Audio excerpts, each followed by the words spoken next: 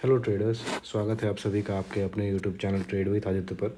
जैसा कि आपने थंबनेल से और टेलीग्राम चैनल पर भी मैंने कुछ घंटे पहले पोस्ट किया था कि किस टॉपिक पे ये वीडियो बनने वाला है। तो जैसा कि आप सामने देख सकते हैं स्क्रीन पे, ये वीडियो बेसिकली है importance of having small SL and right position sizing. मतलब क्या हुआ, मैं बार बार कहता हूँ, अभी रिसेंट वीडियो में भी मैंने जब स्टॉक सिलेक्शन का वीडियो बनाया था वहाँ पर भी मैंने एसएल की बात की थी और एसएल के बेसिस पे मैंने काफ़ी सारे स्टॉक्स को रिजेक्ट किया था। क्यों? क्योंकि उसमें 5 या 6% से बड़ा हो रहा था, यानी अच्छा खासा बड़ा हो रहा था।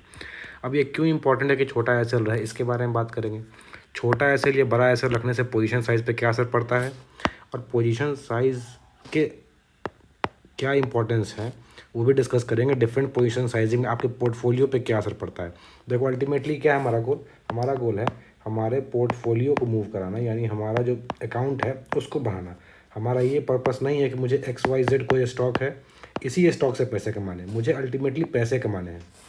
ठीक है, हमारा गोल है पैसा बनाना। ठीक है, हमारा गोल ये नहीं है कि किसी पर्टिकुलर स्टॉक से पैसे बनाना है। ठीक है, यानी हमें नो इमोशंस के साथ काम करना है, पहली बात। और साथ में हमें ये हमेशा ध्यान रखना है कि एसएल के कारण पोजीशन साइजिंग डिसाइड होती है। अब पोजीशन साइजिंग से हमारा पोर्टफोलियो का मूवमेंट डिसाइड होता है। इसके बारे में हम लोग डिस्कस करेंगे, कैसे इसको सेलेक्ट कर सकते हैं वही मैं ब्रीफली डिस्कस कर लूँगा। चलो ठीक है, तो विदाउट फर्दर अडू स्टार्ट करते हैं वीडियो। बट वीडियो स्टार्ट करने से पहले अगर आप मेरे चैनल पर नए हैं तो प्लीज़ मेरे चैनल को सब्सक्राइब कर सकते हैं और बेल आइकन जो आपको दिखेगा सब्सक्राइब बटन के पास, उसको हिट कर दीजिए ताकि कोई भी अपडेट्स आपसे मिस ना हो। मैं बहुत frequently just for the sake of making videos नहीं बनाता। कुछ ना कुछ आपको सीखने को मिले, कुछ नया मिले आपको मार्केट से समझने को, तो ही मैं वीडियो बनाता हूँ। तो इसलिए आप इसको सब्सक्राइब करके कुछ ना कुछ आपको सीखने को ही मिलेगा, टाइम वेस्ट नहीं करूँगा। ठीक है, चलो स्टार्ट करते हैं। कुछ टाइम पहले, ये मेरा टेलीग्राम चैनल है, आप यहाँ देख सकते हैं, जुड़ भी सकते हैं, डिस्क्रिप्शन में आपको लिंक मिलेगा, वहाँ पर आप जाके जुड़ सकते हैं। तो इसमें क्या किया था मैंने, यहाँ पर एक चीज़ शेयर किया था कि पोजीशन साइजिंग के बारे में। टोटल पोजीशन साइजिंग अगर आपका 1 सेकेंड,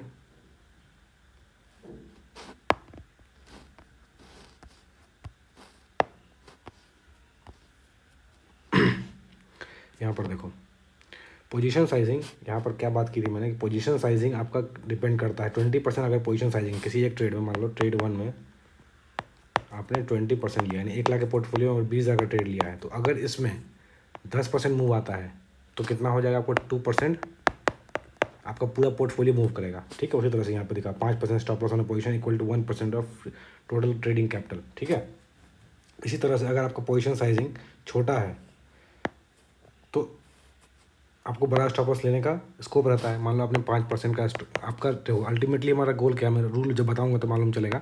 हमारा रूल है कि पोर्टफोलियो के टोटल पोर्टफोलियो साइज के 1% से बड़ा रिस्क नहीं लेना, रफली। आप 1.2 1.1 इसके बारे में डिस्कस नहीं करेंगे, रफली 1%। तो 1% के लिए अगर आपका स्टॉप लॉस 20% है तो पोजीशन साइजिंग ऑटोमेटिकली 5% हो जाएगा।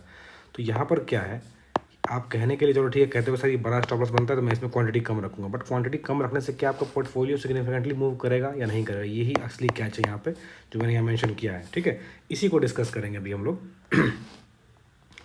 चलो अब देखो, मैंने मैथमेटिकली पहले कोशिश की समझाने की, उसको समझते हैं, उसके बाद हम लोग चलेंगे चार्ट पे।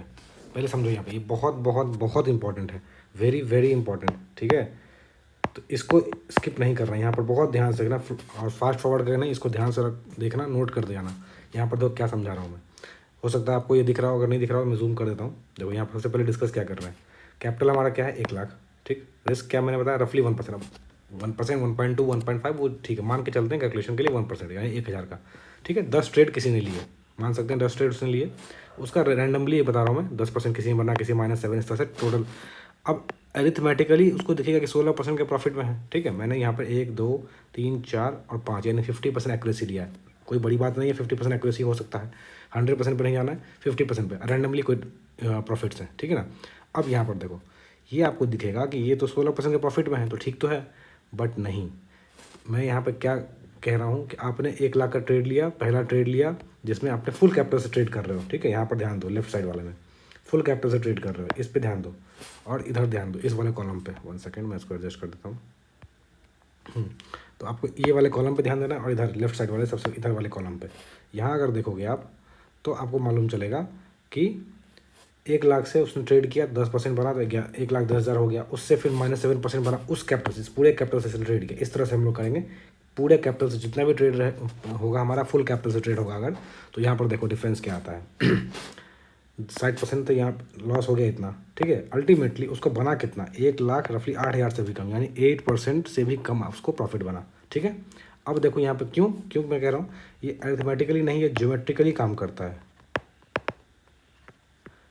ये भी समझाता हूँ मैं, एक्चुअली ज्योमेट्रिकली नहीं बट रफली अरिथमेटिकली ज़्यादा काम करता है, एक्सपोनेंशियली कह लो कुछ भी कह लो। अब यहाँ पर देखो सेकंड कॉलम पे ध्यान दो, ठीक है। सेकंड कॉलम पे अगर ध्यान देंगे हम लोग, सेकंड कॉलम पे, ठीक है, ये वाले कॉलम पे, तो यहाँ पर सिर्फ हमने क्या किया, प्रॉफिट को उतना ही रहने, सिर्फ लॉसेज को 1-1% कम कर दिया है, ठीक है।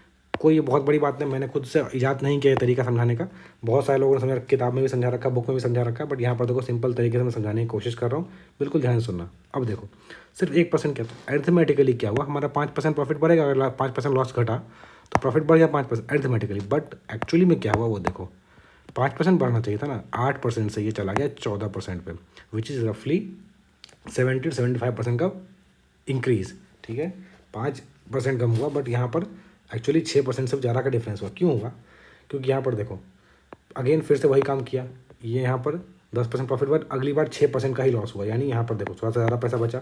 इसलिए अल्टीमेटली क्योंकि आप फुल कैपिटल पे काम कर रहे हो, तो ज्योमेट्रिकली काम कर रहा है, इसलिए अभी इस बार कितने बने आपको, 1,14,180 रुपये रफली, यानी ज़्यादा बन गया। इस तरह से ही अगर हम लोग लॉसेस को 2% कम कर दें तो 20% हो गया। देखो हमने अरिथमेटिकली कितना कम किया, सिर्फ 10%, ठीक है, दिख रहा है आपको, 16 से 26 हुआ, बट ज्योमेट्रिकली क्योंकि एक्चुअल क्या हो रहा है, तीसरे कॉलम पे ध्यान दोगे तो आपको दिखेगा कि 8% से ये 20% से ज़्यादा 21% रफली हो गया, यानी ऑलमोस्ट 3 गुना हो गया, ठीक है।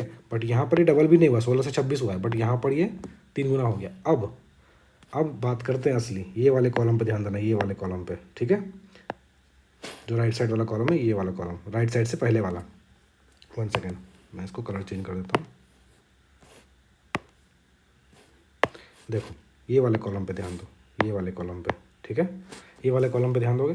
अब हमने क्या किया, कुछ नहीं किया, गेन को उतना ही रहने दिया, बट लॉसेस को हमने 5% पे लिमिट कर दिया, जहाँ पर भी लॉस 5% से ऊपर था उसको 5% पर लिमिट कर दिया, ठीक है। अगर कम भी होता तो 5% रहता, तो क्या हो गया, अरिथमेटिकली आपको दिख रहा है कि ये 16 से 46%, 30% का जंप हुआ, बट एक्चुअली में कितना हुआ देखो 42% का, यानी 6 टाइम से भी ज़्यादा। क्यों, क्योंकि अब अल्टीमेटली गेंस कुछ नहीं किया, आप समझो उसी ट्रेड को कर रहे हो, बस आपने अपने लॉसेस को क्या डिसाइड कर लिया कि मैं 5% पे काट दूंगा, तो आपने गेन तो उतना ही किया, दिमाग उतना ही लगा, सब जगह उतना ही, बस यहाँ पर क्या किया आपने लॉसेस को काटना जल्दी शुरू कर दिया, कुछ भी एक्स्ट्रा नहीं किया, सिर्फ ये डिसाइड कर लिया कि अगली बार से मैं 5% पे काट दूंगा। तो उसमें कितना डिफरेंस आ गया आपके अल्टीमेट प्रॉफिट में, ये देखो 8% से 50% प्रॉफिट में चले गए। अब अगर मान लो गलती से, अब लास्ट कॉलम को ध्यान देना, लास्ट कॉलम को, मान लो गलती से आपका हर एक ट्रेड में लॉस इतना ही 5% पे आपने कसम खा लिया कि 5% में मैं काटूंगा, गलती से हर ट्रेड में आपको 1-1% एक्स्ट्रा बनने लगा, ठीक है, जो पिछले ट्रेड में बन रहे थे उससे 1-1% एक्स्ट्रा, तो यहाँ पर कितना हुआ, हर में 5% ही बढ़ा, अरिथमेटिकली तो 5% बढ़ा, बट एक्चुअली में कितना बढ़ा, 6.5-7% के आसपास, ठीक है। समझ में आया क्या अंतर होता है, इसीलिए मैं कहता हूँ कि लॉसेस को जल्दी काटो। अब समझ में आया होगा आपको, अगर किसी को देखना इसका स्क्रीनशॉट ले सकते हो, समझ सकते हो, बट यहाँ पर वही समझाने की कोशिश कर रहा हूँ मैं कि कैसे आप अपने स्टॉप लॉसेस को जल्दी काटने से क्या बेनिफिट होता है। पहले ये समझ गया कि यहाँ पर मैंने बात की पोजीशन साइजिंग, उस पर फिर से आते हैं, बट यहाँ पर देखो, यहाँ पर क्या बात किया मैंने कि छोटा स्टॉप लॉस रखने से आपको मैथमेटिकली कितना डिफरेंस आया। अगर आप सिंगल फुल कैपिटल से भी ट्रेड करते हो तो, अगर कैपिटल को 5 भाग में बांट दिया तो भी अलग बात है, ठीक है, लेकिन अगर फुल कैपिटल से भी ट्रेड करते हो तो आपको ये रिजल्ट आएगा। अगर छोटे कैपिटल से करोगे तो और कम आएगा रिजल्ट, मतलब प्रॉफिट में। अल्टीमेटली हमारा क्या काम है, अल्टीमेटली हमारा गोल है, बात करेंगे स्टॉक्स के बारे में, अल्टीमेटली गोल है हमारा पोर्टफोलियो में मैक्सिमम रिटर्न, यही गोल है ना अल्टीमेटली। तो जब ये गोल है तो हम लोग उस हिसाब से काम करेंगे। मैंने समझाया सिर्फ मैथमेटिकली ताकि आपको समझने में आसानी हो, जिस एग्जांपल समझाया मैंने, ठीक है। उसमें ये फाइट नहीं करना कि सर हम लोग 1,00,000 को 10 भाग में बांट लेंगे, 5 भाग में बांट लेंगे, उस पर नहीं काम करना है। समझा रहा था जो वो समझो। अब यहाँ पर देखो ट्रेड्स के बारे में बात करेंगे हम लोग, जो ट्रेड्स मैंने शेयर किए थे।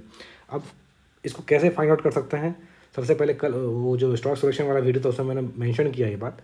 मैंने मान लो 500 स्टॉक्स चुने किसी भी तरीके से, या 100 स्टॉक्स चुने, उसको स्टडी किया, उसके चार्ट को स्टडी करके मुझे 10 स्टॉक मिले।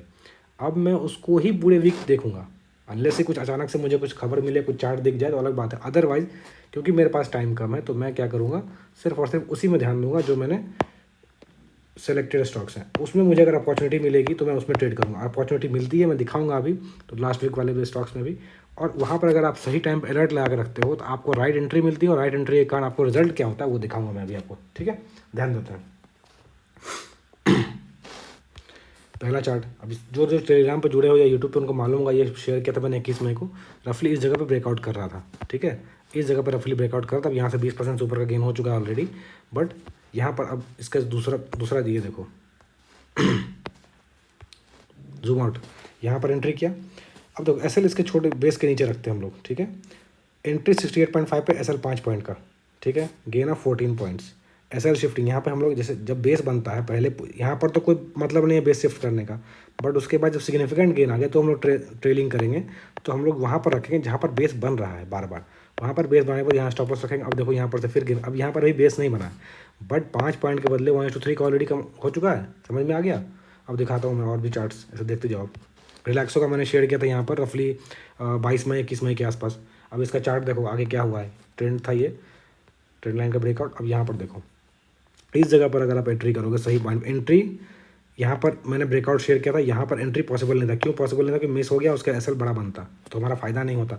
अब डिफरेंस देखो, राइट एंट्री का अंतर देखो, यहाँ पर मैंने लेटेस्ट पे मैंने शेयर भी किया टेलीग्राम पे कि यहाँ एंट्री नहीं बन रही, यहाँ पर अगेन एंट्री बन रही, मैंने शेयर किया था। अब यहाँ पर एंट्री करोगे तो बहुत छोटा सा स्टॉप लॉस बनेगा, ठीक है, रफली 10-11 पॉइंट का, 12 पॉइंट का, बट उसके अगेंस्ट में आपको गेन कितना मिला ये देखो आप, 57 पॉइंट्स का, यानी 5 to 6 टाइम्स, ठीक है। लेकिन अगर आप यहाँ एंट्री करते रफली 900 के आसपास तो कितना है, 3% में बैठे होते, चलो फुल टॉप पे ही बैठे होते तो कितना होता, 1000 भी नहीं गया, 10% भी नहीं गया, तो आपको 1:2 अचीव होता या नहीं होता। बट क्योंकि राइट पॉइंट पे एंट्री किया है और आपने जो स्टॉक था उसको फिल्टर आउट करके रखा है और डेली वॉच लिस्ट पे या अलर्ट लगा के रखा है आपने, तो आपको आराम से यहाँ पे एंट्री मिलता है। और ध्यान से देखो यहाँ पे 2-3 दिन तक इस जगह पे घूमता रहा, 1-2% के ऊपर नीचे में, तो आपको अच्छा खासा एंट्री भी मिल सकता था, ठीक है, ये ध्यान देना। तो यहाँ पर हमें सिर्फ एंट्री के डिफरेंस के कारण हमें दिख रहा है कि हमें 5x बन गया, अगर यहाँ एंट्री बनते तो 1x भी नहीं बना होता। समझ गए इस बात को, कैसे काम करना है वही समझ गया, कैसे एंट्री का डिफरेंस होता है। यहाँ देखो एनएलसी इंडिया की तो काफ़ी बार मैंने शेयर किया था, पहली बार जब यहाँ ब्रेकआउट हुआ था गैप से तो मैंने शेयर किया था, गैप कंसेप्ट से आप एंट्री कर सकते हो। और स्टॉप लॉस बहुत छोटा सा, इस लो के नीचे कैंडल जो ब्रेकआउट किया था गैप के साथ, उसके लो के नीचे 2 पॉइंट का, उसके अगेंस्ट में अगर आज के क्लोजिंग की बात करें ना तो भी हमारा 26 पॉइंट बन चुका है, 2 पॉइंट, और इसमें कहीं पर भी ब्रेकडाउन नहीं आया है। ध्यान से देखो, कंसोलिडेशन ब्रेकआउट, कंसोलिडेशन ब्रेकआउट, अब पिछले लो को कहीं पर भी नहीं तोड़ा ये। अब ये कह सकते हो ये वाली कैंडल, बट ये तो अगेन शेकआउट की बात की थी मैंने,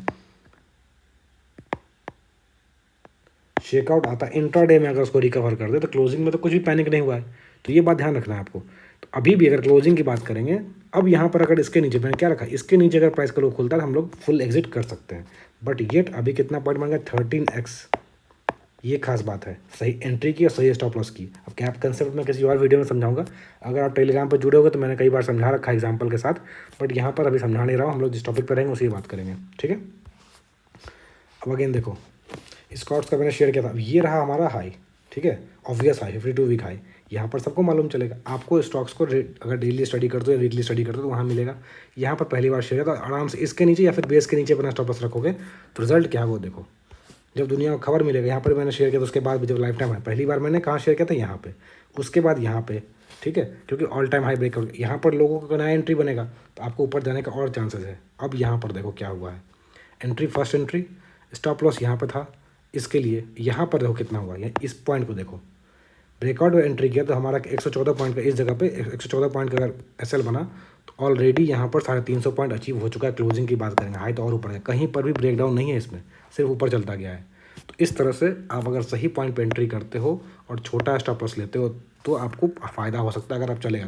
अब बताता हूँ मैं कि छोटा स्टॉप लॉस, कुछ लोग कहेंगे सर नीचे भी तो रख सकते हैं स्टॉप लॉस, अल्टीमेटली प्रॉफिट तो उतना ही होता, बट अगर रूल बेस्ड काम करोगे, तो पोजीशन साइजिंग कैसे करते हैं, पोजीशन साइजिंग कैसे करते हैं इस बात को समझो। पोजीशन साइजिंग कैसे करते हैं मैं दिखाता हूँ लास्ट में, सेकेंड। पोजीशन साइजिंग कैसे करते हैं, पोजीशन साइजिंग और एसएल में डिफरेंस। सपोज आपको रूल है, जैसे मैंने कहा ना 1%, यानी 1000 रुपया, तो आप उतनी ही क्वांटिटी लोगे जिसमें आपका एसएल एज पर चार्ट ऐसे इतना बनाए कि उतनी क्वांटिटी में 1000 रुपये का ही लॉस हो। समझ में आ गया। अब अगर आप हायर एंट्री करते हो तो बड़ा स्टॉप लॉस बन जाएगा ना, अगर बड़ा स्टॉप लॉस बन जाएगा यानी क्वांटिटी कम हो जाएगी, तो क्वांटिटी जो है आपको सही रखना है, इसके लिए सही एंट्री ज़रूरी है। सही एंट्री कैसे होगी, आप फिल्टर आउट करके रखो और फ़िल्टर आउट करने के बाद अलर्ट वगैरह लगाओ। हर ब्रोकर वगैरह में आजकल अलर्ट आता है, अलर्ट पे सही एंट्री करो, स्टॉप लॉस सही जगह पे लगाओ जहाँ पर लगना चाहिए, और उसके बेसिस पे आप राइड कर सकते हो। समझ गए इस बात को? चलो वापस चलते हैं, स्टॉक्स वगैरह पर डिस्कस कर लेते हैं जल्दी से। और कुछ स्टॉक्स हैं स्कॉट्स का मैंने एग्जाम्पल दिखा दिया। अब यहाँ देखो, मैं कह रहा था ना कि अभी तक दिख रहा होगा सब ट्रेड सही चल रहे हैं। यहाँ पर देखो एसएल भी हिट हुआ, यहाँ पर शेयर किया था कि ये ब्रेकआउट में एंट्री करना है। मैंने शेयर भी किया था कि ब्रेकआउट हो रहा है, एंट्री कर सकते हो। मैंने भी एंट्री बनाई थी, बट क्योंकि मैंने छोटा सा स्टॉप लॉस रखा, देखो एंट्री गड़बड़ है, लॉस ऑल गेंस। अब मुझे ये समझ है कि मैंने ये बात शेयर कर रखी है पहले भी, कि अगर कोई स्ट्रॉन्ग स्टॉक है तुरंत सारा गेन लॉस नहीं होता। मैंने कल भी टेलीग्राम पे ये शेयर किया था, हीरो मोटोकॉर्प का एग्जांपल देके आई थिंक, या कर लॉस इंजन का, ठीक है देख लेना भी टेलीग्राम चैनल पर, डिस्क्रिप्शन में आपको लिंक मिलेगा। उसने क्या क्या सारा का सारा डे एंड पे गेन सारा खत्म कर दिया, इस तरह कैंडल बना दिया था। यानी मैंने उसमें कहा था कि कॉस्ट पे रख लो या नीचे से राइड करो तो ट्रेल कर लो। यहाँ पर मैंने इस जगह पे अपना स्टॉप लॉस रख दिया, क्योंकि 50% से ऊपर इसने गेन सारा खत्म कर दिया इंट्राडे में, यानी मार्केट वीक है। तो अब इस बात को समझ, छोटा अगर स्टॉप लॉस रखूँगा, मैंने एक्सेल शीट में क्या समझाया था, कुछ नहीं करता हूँ, सिर्फ मैं अपना एसएल को काटता चलाता हूँ जल्दी। तो यहाँ पर जल्दी काट दिया तो पहले मेरा यहाँ बचा, कैपिटल फ्री हो गया। कैपिटल फ्री और टाइम का भी इंपॉर्टेंट है ना, ये कैपिटल फ्री होने से मैं किसी और सही जगह पे इसको इन्वेस्ट कर सकता हूँ, लगा सकता हूँ पैसा। और अगर मैं फंसा रहा, बताऊँगा उस पर भी कि स्टॉप लॉस कितना बड़ा होना चाहिए, क्यों छोटा बड़ा होना चाहिए, ये देखते हैं। तो यहाँ पर मैं निकल गया, राइट एंट्री और राइट एग्जिट पे मेरा पैसा बन गया। अब दूसरी बार अगेन मैंने कहा था नो इमोशन। नो इमोशन का मतलब ये हुआ कि अगेन अगर अब एंट्री दे रहा है तो इसमें डर के नहीं रहना है, फिर से एंट्री करना और यहाँ पर एग्जिट कर जाना है। ये नहीं कि मैंने एनालिसिस किया ठीक ठाक चलना चाहिए, मैं बैठे रहूँगा। ये दिख रहा है आपको कि यहाँ ऊपर जा रहा है तो कह सकते हो कि सर ये तो ऊपर गया, अल्टीमेटली बैठे तो प्रॉफिट होता। बट यहाँ पर आपको नहीं पता होता, इस जगह पे चार्ट के इस जगह पे आपको इतने दूर में आपको नहीं मालूम चलेगा कि नीचे और कितना जाएगा, समझ गए? इसलिए टाइम पे निकलना जरूरी होता है, इमोशन छोड़ के। फिर से एंट्री दिया, फिर से एंट्री करो ना, उसका राइड करो। अगर यहाँ पर सही पे एंट्री किया हो, छोटा सा एसएल लेके आपको 1:2 आराम से बन गया होता। समझ गए इस बात को? यही समझाना चाह रहा हूँ। अब यहाँ पर लाइफ इंश्योरेंस का भी दिखा, बहुत छोटा सा एसएल लेके मैंने बताया था, और यहाँ पर आराम से भी अब देखोगे ये 54 के आसपास का हाई भी तोड़ चुका होगा। ध्यान से देखो, यहाँ पर मैंने टेलीग्राम पे शेयर किया था, वही लिखा है मैंने, ट्विटर पे भी शेयर किया था, नेशनल एल्यूमिनियम। अब यहाँ पर देखो ब्रेकआउट पे एंट्री मैंने पहले फाइंड आउट कर रखा था, मैंने शेयर भी कर रखा था। ब्रेकआउट पे एंट्री करोगे और आराम से, आपको पता है यहाँ ट्रेंड चेंज हो रहा है, इस बेस पे पहले रखते हैं, फिर यहाँ से ऊपर निकला तो इस जगह पे अगर आप यहाँ देखो, यहाँ इस तरह का ट्रेंड बन रहा है, इसके ब्रेकआउट पे अगर आप ब्रेकडाउन पे अगर एग्जिट कर जाएंगे तो हमारा बच जाएगा। तो यहाँ पर अगर हमारा इस जगह पे हमारा ऑलमोस्ट 3.5x बन चुका था, समझ गए? इस तरह से आप बता सकते हो। लाल पैथ लैब में भी यहाँ पर देखो सेम चीज़ है। अब हम लोग बात कर लेते हैं, देखो ये लास्ट वीक मैंने शेयर किया था कि ये वॉच लिस्ट वाला स्टॉक है, कि अगर इसके ऊपर निकलता है तो राइड करना। अब मैंने इसको बना कर रखा, अलर्ट लगा कर रखा। अब हुआ क्या, वो देखो यहाँ पर 1 सेकेंड, जैसे ही इसके ऊपर निकला, मैंने एंट्री यहाँ बना ली थी एक दिन पहले, बट चलो वो आपके स्टाइल पे डिपेंड करता है, आप ब्रेकआउट पर वेट करो या नहीं करो। मैंने यहाँ पर एंट्री बना ली थी, तो मेरा क्या हुआ, 3 पॉइंट का 4 पॉइंट का एसएल था, ठीक है, और उसके अकॉर्डिंगली ऑलरेडी 1:1 अचीव कर चुका हूँ मैं। अभी भी वीकनेस कहीं नहीं दिख रही, ये शेकआउट था, शेकआउट में नहीं निकला हूँ। देखते हैं अगर इसके ऊपर निकलता है तो मैं यहाँ पर अपना स्टॉप लॉस रख सकता हूँ, फिर ट्रेल कर लूँगा। तो ये फ़ायदा होता है सही जगह पर एंट्री का, और सही जगह पर अलर्ट लगा के अपने वॉच लिस्ट में काम करने का। देखो per day thousands of stocks चलते हैं, ठीक है, ऊपर या नीचे। आपको उतना ही काम, आप हर एक जगह पे नहीं खरीद सकते, हर एक कुछ को नहीं खरीद सकते। तो आपका क्या रोल है कि आपको सिर्फ वही खरीदना है जो आपने पहले सोच के रखा है, वही काम करना है, अदरवाइज़ नहीं करना है। अगर उस दिन 10 दिन तक मेरे कोई स्टॉक्स नहीं चले तो कोई बात नहीं, मैंने मेरा कैपिटल तो बचा हुआ है, जो ऑलरेडी ट्रेड है वो तो चल रहा है, उसको मैनेज करना है, उससे फोकस करना है, ठीक है ना। चलो IRFC के बारे में सबको पता है क्या हुआ है, किस तरह से। इसमें देखो गैप कंसेप्ट के बेसिस से मैंने 2 पॉइंट या 3 पॉइंट का, यहाँ देखो 60 पैसे का स्टॉप लॉस था, और उसके अकॉर्डिंगली अगर यहाँ पर पहले दिन निकलते तो 4x बनता, पहले दिन अगर निकल गए होते तो। दूसरे दिन अगर बैठे हुए हो तो 10x बन चुका है ऑलरेडी आपका। तीसरे दिन की बात नहीं कर रहा मैं, यहाँ पर अगर ट्रेल भी करो तो भी 5x 7x पे बैठे हुए हो। तो अगर सही जगह पर एंट्री करते हो और सही स्टॉप लॉस लगाते, छोटा स्टॉप लॉस, तो बड़ा पोजीशन लोगे तो अगर 10x बनता है, सपोज आपने 20% का पोजीशन साइजिंग लिया, यानी 20,000 का, ठीक है, 20,000 कैपिटल लगाया इसमें, और ये कितना बन गया, लॉस कितना लिया था आपने इसमें, मान लो 1,000, ठीक है। तो इसके मुकाबले आपका 10x बन चुका है, यानी 10,000 बन चुका है, ठीक है। ये फ़ायदा होता है, यहाँ 10,000 बन गया, यानी पोर्टफोलियो, एक स्टॉक ने पोर्टफोलियो को 1% मूव करवा दिया, समझ गए? ये फ़ायदा होता है, इसलिए इस तरह से काम करना है आपको कि सही जगह पे एंट्री। अब देखो कुछ एग्जांपल्स जहाँ पे गलती होने के चांस हो सकता है कि मेरा ट्रेड गलत हो जाए, लॉस हो जाए, बट यहाँ पर मैंने 5% का स्टॉप लॉस ले रखा है सिर्फ। अगर मुझे लॉस होगा तो मुझे तुरंत मालूम चल जाएगा। आते हैं उस पॉइंट पे, टाइम की बात। इसी तरह से यहाँ पर देखो HAL के बारे में मैंने इस जगह पे एंट्री बताई थी, तुरंत इसके ब्रेकडाउन हुआ, मैं यहाँ पे निकल गया रफली 2% का सेल लेके, तो मेरा कैपिटल भी फ्री हो गया, समझ गए, और साथ साथ मेरा लॉस भी ज़्यादा बड़ा नहीं हुआ, तो मेरे कैपिटल पर ज़्यादा असर नहीं पड़ा। अब आते हैं इस बात पे कि बड़े स्टॉप लॉस क्यों नहीं रखने चाहिए। देखो मान लो एक आदमी ने SL रखा 5% का, एक आदमी ने रखा 20% का, कुछ लोगों को मैंने ये भी देखा है 40% का स्टॉप लॉस रखा हुआ है। अब सबसे पहले ये जान लो 20% को रिकवर करने के लिए उसको 25% गेन लाना पड़ेगा। मान लो 50% उसने लॉस लिया तो उसको 100% गेन करेगा तो ब्रेक इवन पे होगा, समझे। ये ब्रेक इवन के लिए 25% चाहिए होगा, तो इसलिए सबसे बड़ा एक तो ये नुकसान। दूसरी बात, दूसरा नुकसान देख लो, 1 second,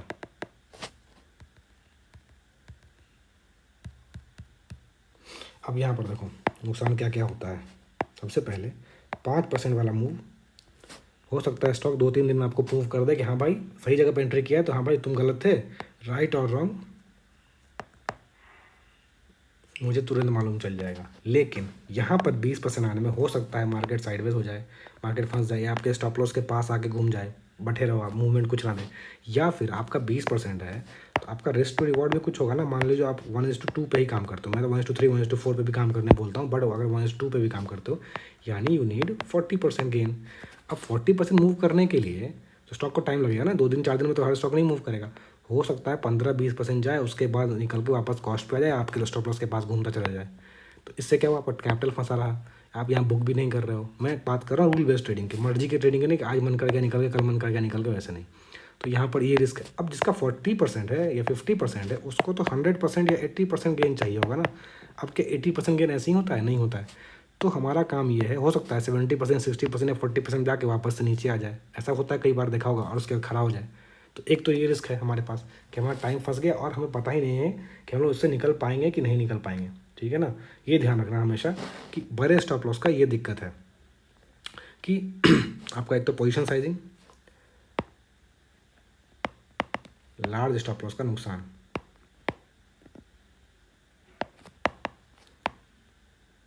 small position size, time waste, सही है गलत बहुत टाइम बाद मालूम चलेगा। आपका स्टॉप लॉस बीट होगा तब निकलोगे ना, यानी आपको बहुत टाइम लगेगा समझने के लिए कि हाँ सही था या नहीं था, ठीक है। और आपका कैपिटल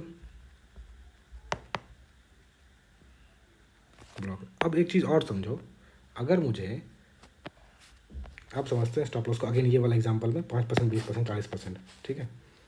एक आदमी ऐसे लेता है 5% का, तो कितना परसेंट पोजीशन बना सकता है? ऐसे लिए हुआ तो PS कितना बनेगा इसका, पोजीशन साइजिंग 20% का। क्यों? क्योंकि मुझे 1% लॉस लेना है अब पूरे कैपिटल पे, तभी ना। मान लो 1 लाख कैपिटल है, आप 5% का ऐसे लेते हो ट्रेड पे, यानी टोटल 1% है, यानी ये कितना बनेगा? 1,000 का ही लॉस लेना है, तो 1,000 यानी ये 20% जाएगा, तभी ना होगा पोजीशन साइजिंग। समझो आप इस बात को, 20,000 का माल ले रहे हैं और इसका कितना है, 5% मेरा SL है, यानी 1,000 इसका होता है, ठीक है, यानी 20,000 का मैं खरीद सकता हूँ माल। अब ये सपोज करो ये मूवमेंट होता है स्टॉक में 10% का, तो पूरा पोर्टफोलियो कितना मूव किया? 20,000 का पोर्टफोलियो लिया था आपने, तो ये 2,000 मूव किया, ठीक है। यानी पोर्टफोलियो कितना मूव किया आपको? 1%, सॉरी 2%, राइट। बट अब यहाँ पर देखो,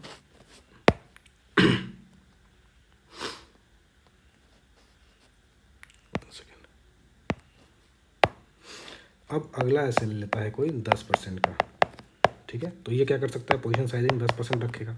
अब इसको 10% मूव कराता है अगर, तो 1% मूव करता है। अगर इसको 2% मूव चाहिए तो इसको 20% जाना पड़ेगा, ठीक है ना। समझ गए इस मैथमेटिक्स को, सिंपल चीज़ है। अगर 10,000 का माल लिया है, ऐसा 10,000 है, 10,000 ही बनेगा, ठीक है, 1,000 के लिए। तो 10,000 का माल लिया, 10% भागा तो 1,000 ही भागा, 1,000 भागा देन 1%। अगर हमको 2,000 का चाहिए प्रॉफिट तो हमको 20% का मूव देखना पड़ेगा। अब SL कोई 20% लेता है, ठीक है, तो उसको अगेन पोजीशन साइजिंग क्या हो जाएगा, 5%, क्योंकि 1,000 का ही लॉस लेना है, ये रूल है हमारा, ठीक है। ये रूल है हमारा कि 1% ही लॉस लेना है। तो अब इसको सपोज ये 10% भागता है तो कितना मूव करेगा, इसने कितने का पोजीशन साइजिंग लिया है?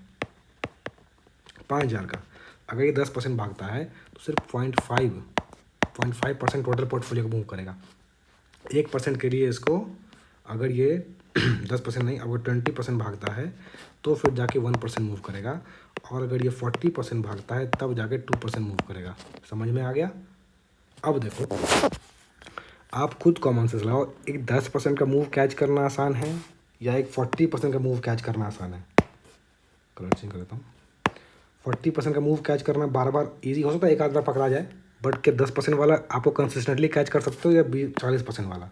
आप खुद कॉमन सेंस लगाओगे, 10% वाला मूव मुझे 10 बार मिले ज़्यादा अच्छी बात है एज़ कम्पेयर टू 40% वाला, क्योंकि यहाँ पर एक तो टाइम वेस्ट हो रहा है, मैंने ऊपर समझाया ना, यहाँ पर एक तो स्मॉल पोजीशन साइजिंग तो टाइम वेस्ट भी हो रहा है, कैपिटल ही ब्लॉक हो रहा है, फंसे हुए हैं, ट्रेड ही नहीं ले पा रहे हैं, और इस कारण से यहाँ पर अपॉर्चुनिटी भी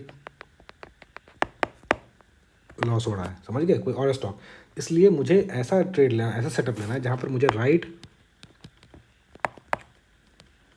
और रॉन्ग जल्दी मालूम चल जाए, तो मैं जल्दी निकल पाऊंगा, फिर अगले ट्रेड में काम कर पाऊंगा। ठीक है ना? इसलिए अगेन छोटा एसएल कितना इंपॉर्टेंट है ये समझ में आ गया आपको। 5% लेने से क्या फ़ायदा है, 20% लेने से क्या फ़ायदा है, शुरू से मैंने वही समझाया है ट्रेड के साथ। यहाँ पर सबसे पहले वाले एग्जाम्पल में आओ।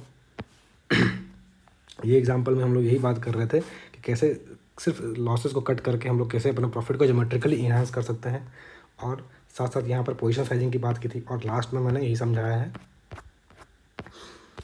सेकेंड कि डिफरेंट सिनारियों में क्या क्या रिजल्ट हो सकते हैं। समझ गए इस बात को? तो आई होप आपको ये वीडियो पसंद आया हो। इसके अलावा अगर आपको कोई डाउट हो, तो वो 3 टॉपिक थे हमारे कवर करने के लिए। समझ गए आप? एक हमारा था कि स्मॉल एसएल का फ़ायदा क्या होता है, पोजीशन साइज, सही पोजीशन साइजिंग का इंपॉर्टेंस क्या है, और साथ साथ टाइम का क्या इंपॉर्टेंस है। तो मैंने सारा चीज़ बताया कि टाइम का इंपॉर्टेंस कैसे है, कि अगर आप फंसे रहो तो किसी ट्रेड में 1 महीना, 6 महीना, साल भर, यहाँ पर आप खुद सोचो 40% आने में उसको 6 महीने लग गए, साल भर लग गए, उसमें 10 ट्रेड निकल गए आपके, 15 ट्रेड निकल गए, एक पूरा का पूरा बुल मार्केट निकल सकता है, एक रैली निकल सकती है। अभी 3 महीने से क्या हो रहा है, जिसके कैपिटल ब्लॉक होंगे, जिसका पोर्टफोलियो 1% भी नहीं मूव किया, वो तो फंसा हुआ है ना, उसका अभी तक ग्रीन नहीं हुआ, बट मार्केट कहाँ से कहाँ चला गया, स्टॉक्स डबल ट्रिपल हो गए। इसलिए ये बहुत इंपॉर्टेंट है कि सही टाइम पे आपको राइट और रॉन्ग मालूम चल जाए, जो मैंने यहाँ बात किया ना, राइट और रॉन्ग जल्दी मालूम चल जाए। समझ गए इस बात को? चलो, so this was it trader. I hope आपको ये वीडियो जो मैंने समझाने की कोशिश की आपको समझ में आया होगा। अगर आपको कुछ भी काम का लगा तो ये दोस्तों के साथ शेयर करें, ताकि उनको भी कुछ बेनिफिट मिल सके।